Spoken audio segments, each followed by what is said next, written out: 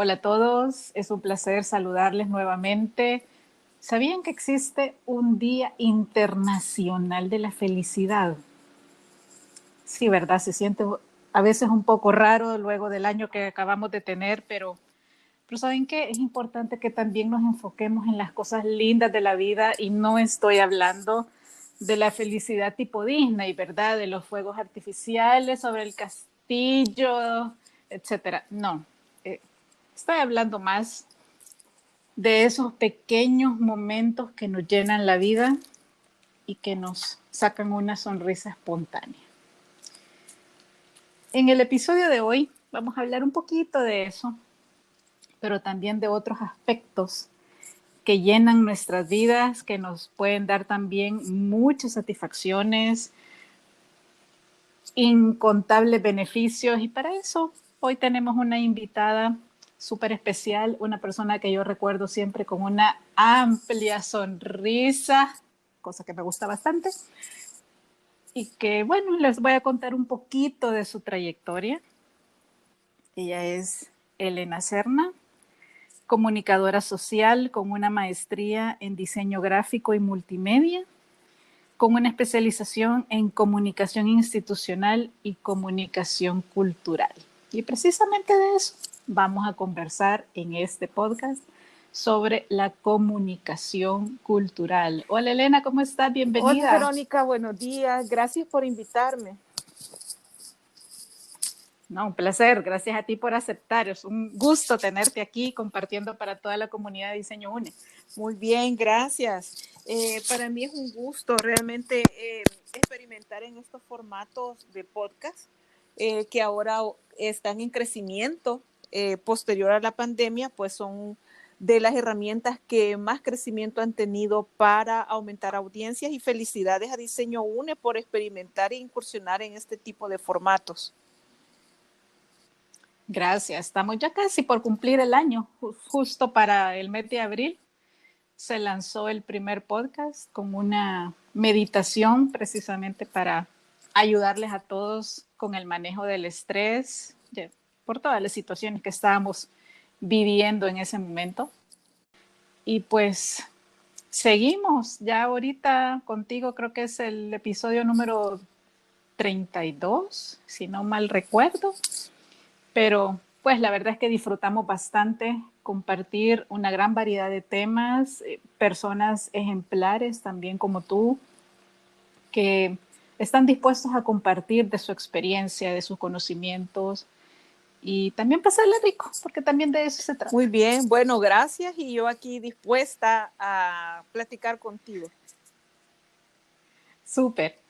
Fíjate que tenemos la tradición en Diseño UNE que en nuestros formatos de entrevista siempre iniciamos con una pregunta, y ya que como en la introducción les comentaba, estamos conmemorando el Día Internacional de la Felicidad y yo les decía a todos que siempre te recuerdo con una amplia sonrisa. ¿Cómo te describirías en este momento? Bueno, en relación a la idea de la felicidad, yo creo que al igual que muchas personas a nivel mundial, el concepto de felicidad no nos ha hecho reflexionar en relación a la pandemia. Creo de que el significado de la felicidad nos ha cambiado, y yo creo que también la felicidad ahora está combinada con otra cosa, que es el agradecimiento. Y en mi Sí. manera, de mi forma individual, creo que me hacen feliz de verdad, genuinamente, las cosas simples, como por ejemplo tener salud, que es nuestra primera preocupación ahora. Eh, Esperar también que la familia o los seres queridos cercanos se encuentren bien. Pero en cuanto a cosas o actos que posiblemente antes nos pasaban desapercibidos porque estábamos enfocados en otra cosa, ahora me hace feliz poder regresar a mi casa, ver el jardín, cómo van evolucionando mis plantitas porque las riego, entretenerme con jugar con el perro, disfrutar un buen libro, darme cuenta cómo las cosas en la casa se están deteriorando y las debo de arreglar, o por ejemplo en la calle en esta temporada, apreciar cómo los cortes blancos, los árboles de fuego están floreciendo y ver qué lindas están las flores en la calle, o cómo nosotros ahora tenemos la capacidad de apreciar cosas tan chiquitas como compartir con los compañeros de trabajo una cosa cotidiana o ponerle más atención a lo que me están diciendo. Creo que la felicidad ahora se ha transformado a disfrutar los momentos simples y que no están relacionados precisamente a tener zapatos de marca o joyas o la última tendencia de ropa, sino que como cosas más sustanciales, digamos, de la vida. Creo que mi aprendizaje en esta pandemia y en lo que falta es haberme replanteado el concepto de qué me hace feliz, y he llegado a la conclusión que me hacen feliz las cosas simples, vivir el día a día, la cotidianidad, y bueno, y el agradecimiento por estar viva. Eso, entonces creo que casi cumpliendo los 50 años, que los cumpliré en Semana Santa, pienso que estoy feliz con lo que he logrado y con lo que vivo todos los días. Excelente. Sí, fíjate que justo me recordabas un tweet de uno de mis mentores, que lo mismo, ¿verdad? Como bien dice el dicho, nadie sabe lo que tiene hasta que lo pierde. Y él ponía una foto de cuando podía ir al lago a sentirse plácidamente flotando en el agua. Y su tweet decía, no sabía que era feliz. Y wow, creo que a muchos nos sucedió eso, pues que al vernos limitados en cosas que realmente disfrutábamos, pero que se habían vuelto cotidianas y que casi quedábamos por sentado de que mañana lo voy a poder hacer, mañana lo voy a tener, mañana simplemente va a suceder porque yo quiero que suceda. Ahora lo valoramos Sí, yo más. creo que también, sabes, es un poco de arrogancia de creer que siempre íbamos a tener todas las cosas que nos parecían normales y no lo veíamos, no podíamos dimensionar la importancia de esas muchas cosas normales que ahora creo que las vemos con otra mirada. Pero bueno, la vida es eso, la Sí, vida es un exacto. aprendizaje y algunas veces de manera intensa. Así es. Pero bueno, volviendo a tu actividad profesional, eh, cuando conversamos para ponernos de acuerdo para este podcast, tú me comentabas que habías tenido la oportunidad y que qué rico se siente de verdad a nivel profesional cuando te dan presupuestos enormes para crear todo un proyecto comunicacional, y ahora que estás dedicada a la comunicación cultural, ¿cómo te ha transformado personalmente este rubro profesionalmente? Bueno, fíjate que desde la perspectiva técnica, la comunicación, como es técnica, o sea, la comunicación social busca transformar el comportamiento de los seres humanos o introducir ideas o formas de comportamiento que puedan ser en beneficio individual y también colectivo. Entonces, eh, justo lo que platicábamos cuando manejaba campañas que tenían bastante presupuesto, se buscaba también incidir en los comportamientos o en las maneras de pensar, introduciendo temas que tenían que ver con la educación, con hábitos, con nuevos proyectos. Pero ahora que veo la parte cultural, la comunicación para utilidad educativa y cultural, es la misma herramienta formal, pero con un desarrollo de la creatividad y de la optimización de los recursos exponencialmente. ¿Por qué? Porque en este mundo de la cultura no se manejan los mismos presupuestos, pero lo que se hace es poder potencializar las alianzas, optimizar recursos y buscar métodos creativos para poder llegar a los distintos públicos, para lograr los mismos objetivos de poder tener una incidencia en el comportamiento. Ahora, precisamente en el periodo de la pandemia, lo pudimos ver en todos los servicios culturales. Por ejemplo, ahora el público pudo, por ejemplo, de disfrutar en las plataformas de los grandes museos en el mundo tours virtuales, que posiblemente antes de la pandemia no estaban tan desarrolladas las plataformas o tan masificado el aviso que podías visitar, por ejemplo, el Museo del Prado de manera virtual. Y ahora con la pandemia, pues hubo la necesidad tanto de los creadores, de los comunicadores que trabajan en cultura, de los desarrolladores de plataformas y así también el público que tenía la necesidad de suplir un poco de gratificación cultural o tener alternativas para pasar de una manera más saludable desde el punto de vista mental la cuarentena. Entonces, esta pandemia nos ha a nosotros también puesto un reto de poder ofrecer productos culturales generalmente gratuitos a la población para poder colaborar también con el equilibrio emocional y también poder educar y sobre todo darles herramientas de esparcimiento y que esta situación que tenía un componente alto de estrés y aún lo tiene pueda ser llevado de una mejor manera. Entonces creo que dedicarme ahora a la comunicación cultural y sobre todo en el contexto de la pandemia, personalmente lo que me ha planteado es un reto a la creatividad y a buscar caminos alternativos para poder aportar con productos culturales a la sociedad salvadoreña. Excelente. Y bueno, para las personas que no están quizás tan familiarizadas con el concepto de la comunicación cultural, ¿qué es y cuál es su objetivo? Bueno, la comunicación cultural es una comunicación que está orientada a promocionar el quehacer artístico de las diferentes ramas y también en educar de qué se trata. Por ejemplo, yo puedo hablar sobre comunicación cultural a través de la literatura, hablando de los autores, hablando de los contextos sociales en los que se escribe la obra, hablando de las presentaciones y de los contenidos.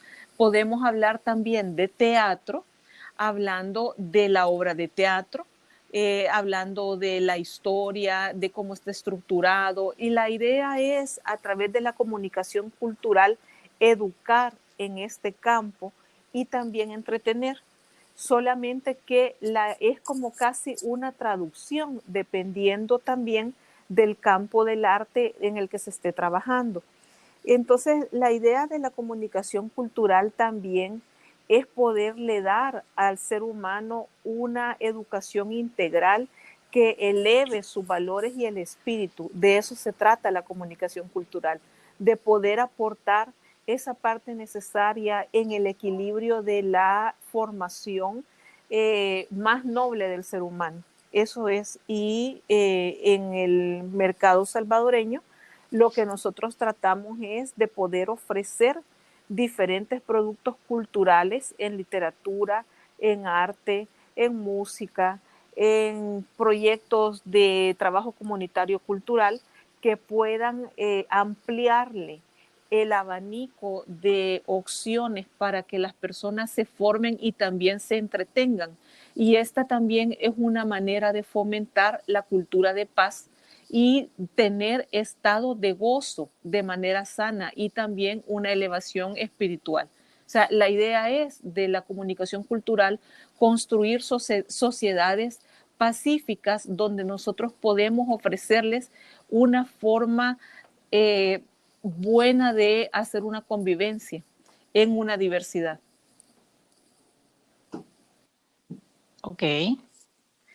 Me gustó la diversidad de áreas en las que se puede Sí. impactar. Y justo hacia eso voy con la siguiente pregunta, que cuál es el impacto que estás logrando, que estás pudiendo ver o medir de alguna manera, no sé si lo están haciendo en este momento, a través de tu cargo y de la comunidad en la que estás a cargo, pero me gustaría ir más allá en realidad. O sea, si bien lo estamos contextualizando para nuestro país, para El Salvador, nos están escuchando en muchos países en este momento.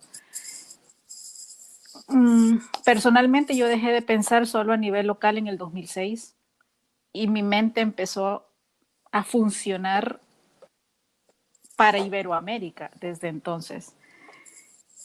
Existe, no sé si el proyecto, la intención o la visión de abrir todo este panorama cultural local hacia la internacionalización.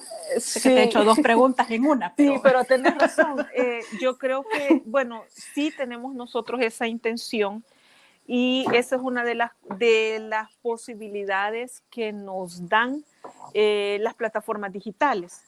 Entonces, efectivamente, nosotros hemos estado participando en este concepto de la comunicación global y como no es extraño el tema de la disparidad de la generación de contenidos y de discursos. En ese sentido, nosotros producir cultura y lo ponemos en un contexto global digital, hace también que nuestra producción con contenido cultural tenga una proyección a nivel global.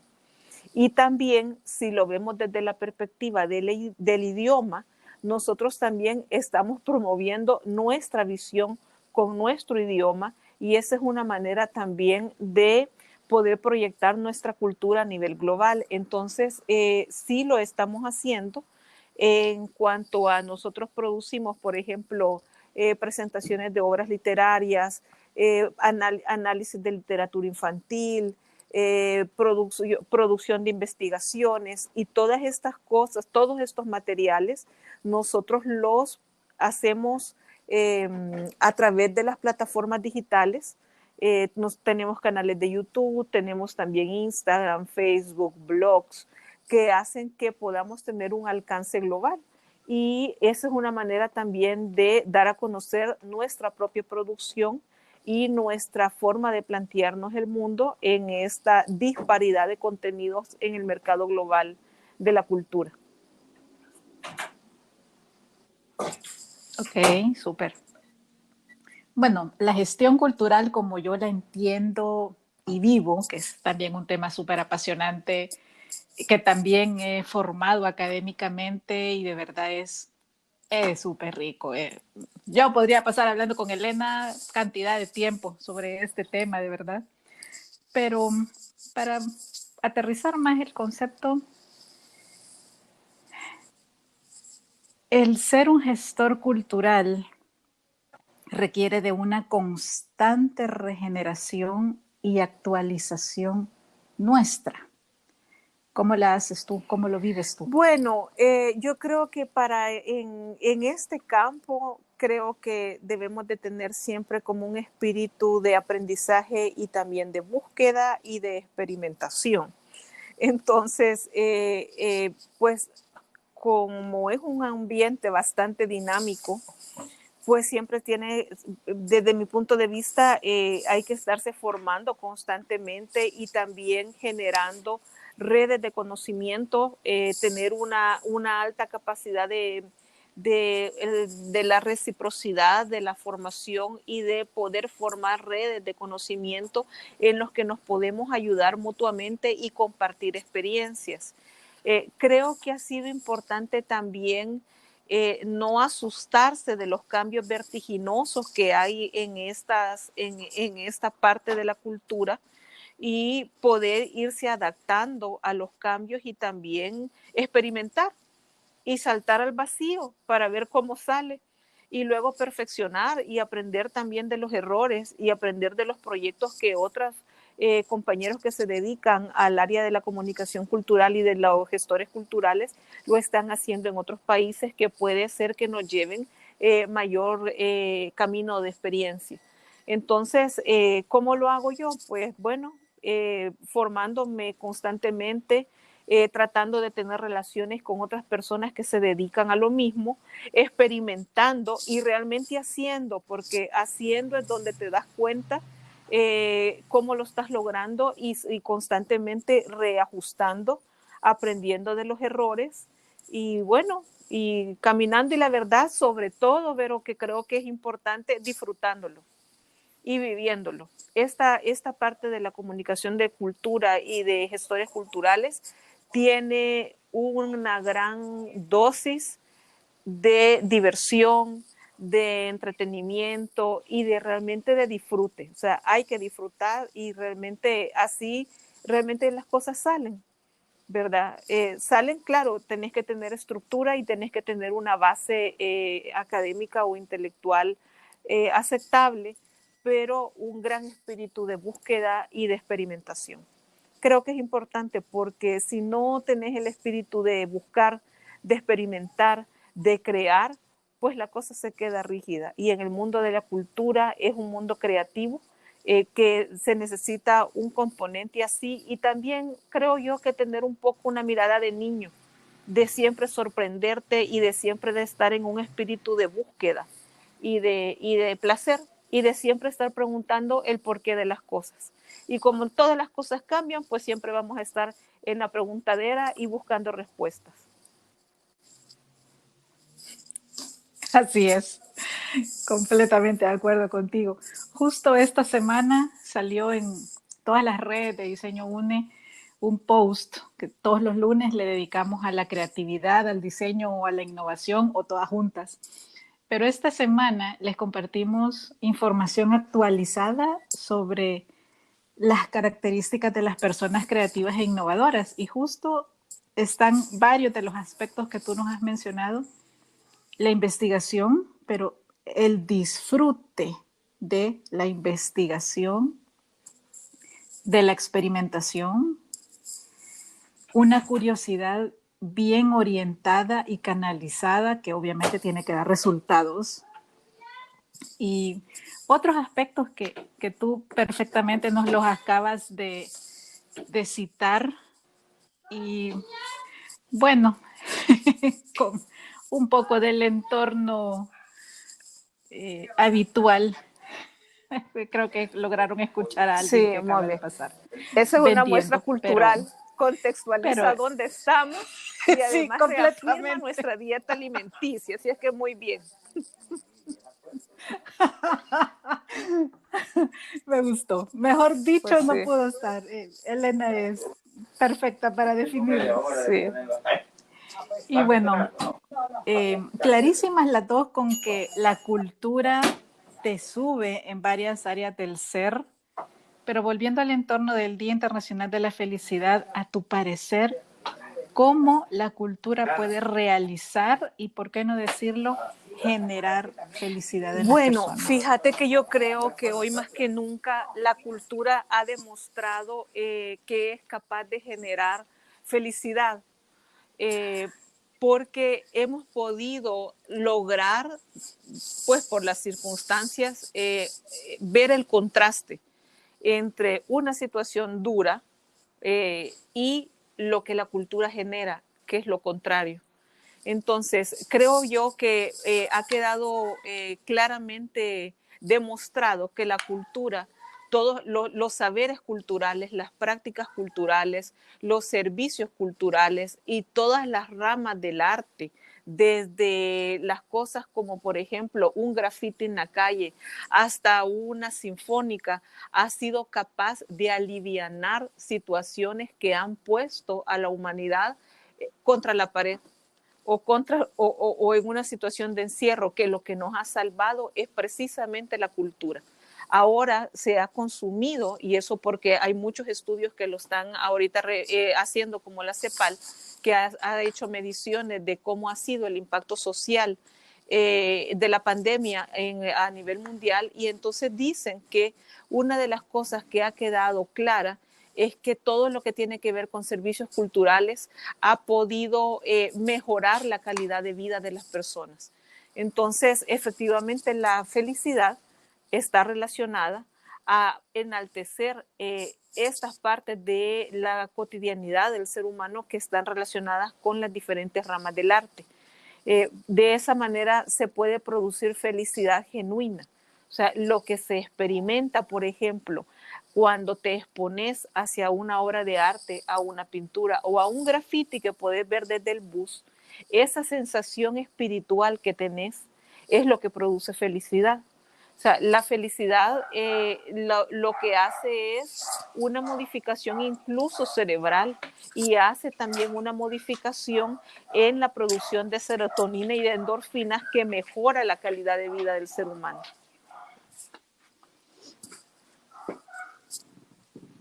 Así es. Por eso decía yo al inicio que no íbamos a hablar de los fuegos artificiales efímeros sobre el castillo No. de la Bella Durmiente, sino, sino más del día a día, de lo que nos genera esos momentos, pero constantes, de alegría, de placer, y que sabemos que los podemos repetir Sí, y también. también creo que es una de las situaciones que nosotros podemos ver que podemos cultivar y se puede formar.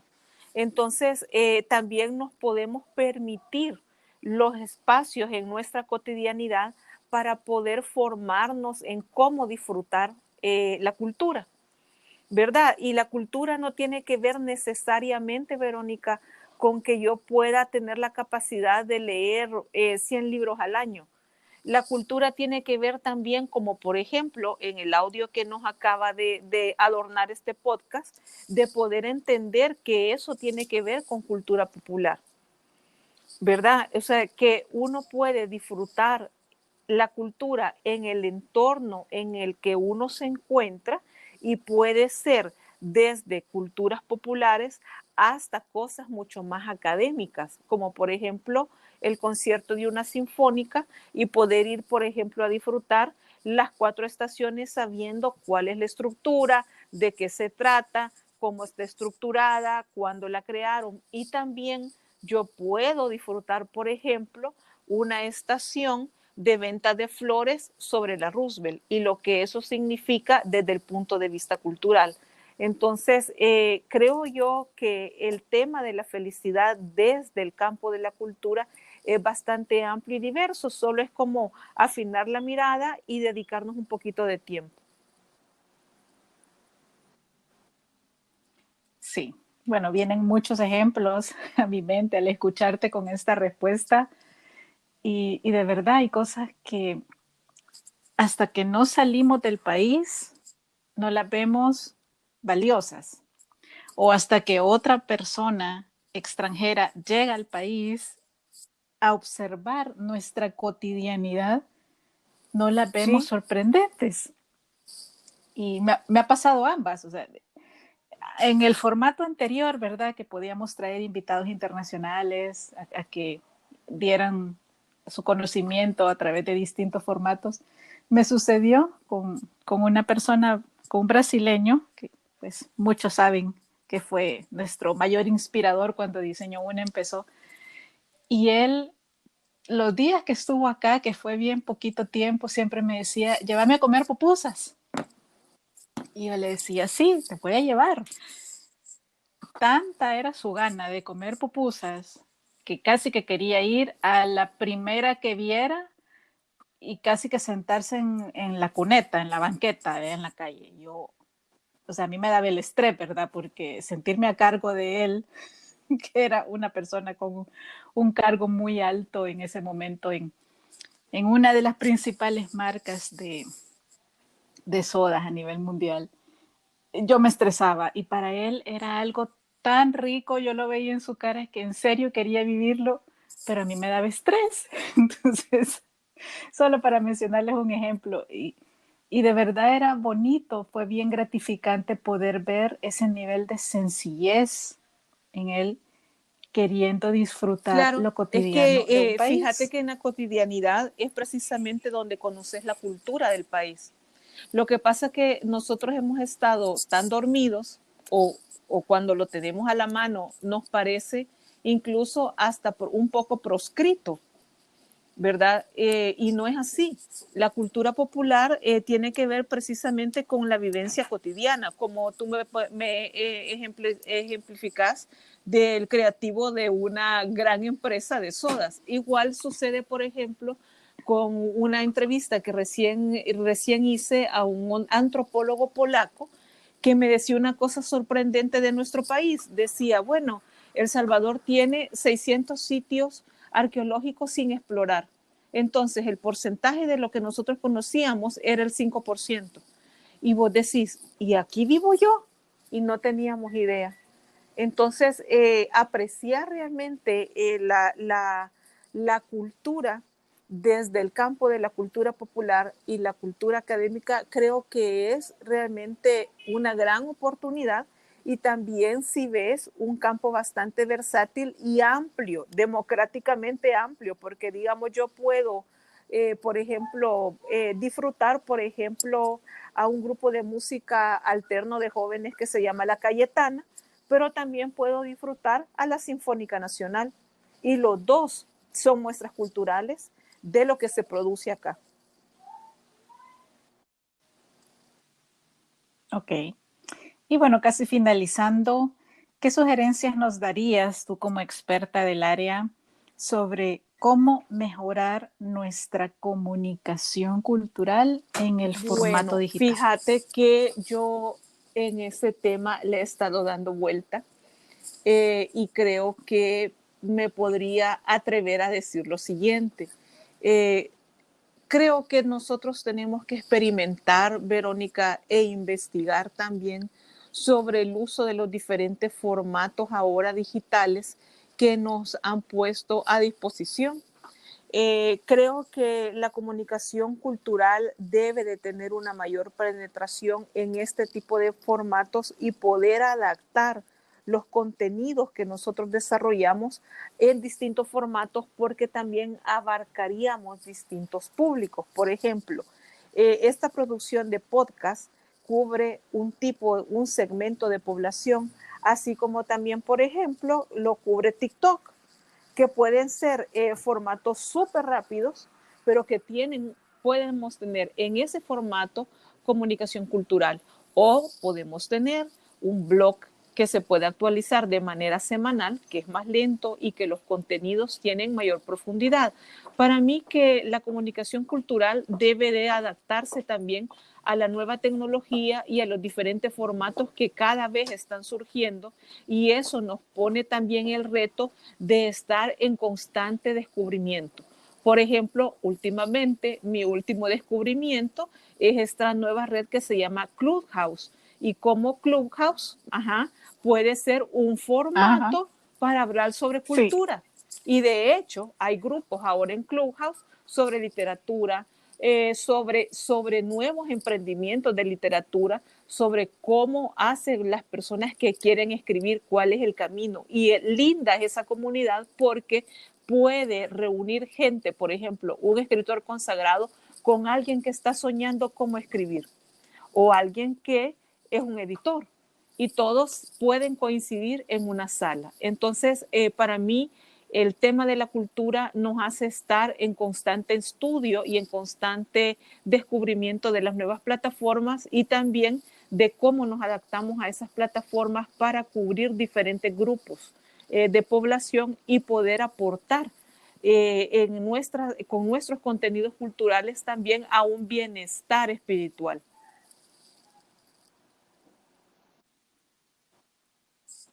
Maravilloso. Me encantó. Yo también estoy explorando Clubhouse, pero me la estoy llevando así con calma porque ya vi que puede ser Y una de red muy 24 adictiva. horas. Entonces la llevo bastante Sí. dosificada ahorita. Pero sí, tiene un potencial enorme. O sea, de verdad, yo estuve fascinada hace 2 días escuchando a dos personas que admiro mucho en el tema de branding y marketing, Claro. compartiendo en vivo, así, Sí. estaba Es encantada. una Me encantó, me plataforma fascinó. que va, desde mi punto de vista, va a tener un gran crecimiento. Bueno, ahora lo ves que está creciendo en Europa, en América del Sur, en los países de habla inglesa. Pero creo que también para nosotros es una ventana para mostrarnos. Igual, por ejemplo, me pasa con los formatos de TikTok, que acabo de descubrir, por ejemplo, un tiktokero de 90 años que habla sobre matemática, sí, sobre trucos matemáticos, ¡Wow! sí. Entonces, ¡Qué son súper! plataformas que te ofrecen alternativas. La creatividad es cómo nos vamos a adaptar y cómo vamos a usar estas nuevas herramientas para que no crean que los temas de cultura son aburridos, son inaccesibles y para gente mayor.